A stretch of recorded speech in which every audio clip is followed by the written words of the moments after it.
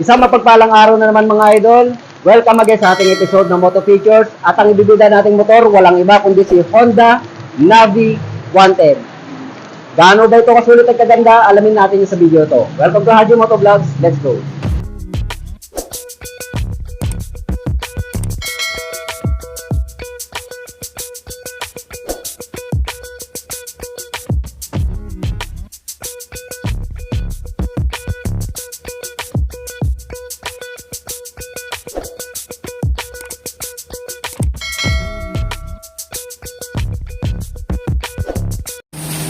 Good morning sa lahat mga idol, maulang araw no.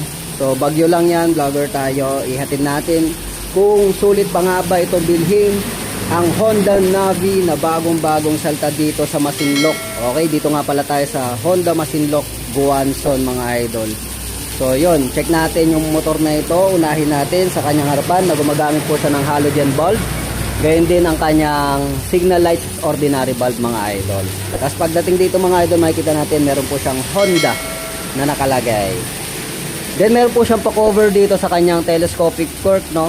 So para anti-rush na rin mga idol. Then coated ito ng black yung kanyang telescopic fork, yung suspension niya. Then drum brake post para sa braking system na may dalawang na cable. Okay, meron siyang combi brake system mga idol. Pagdating naman dito sa kanyang gulong, mags po ang ginamit niya na metal.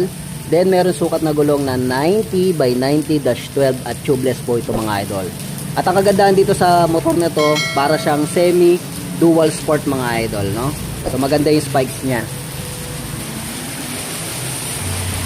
Habang sa likuran naman mga idol, makikita natin syempre pop-up siya ng Honda na logo.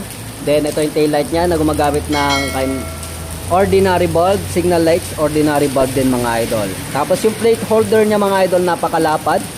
Okay?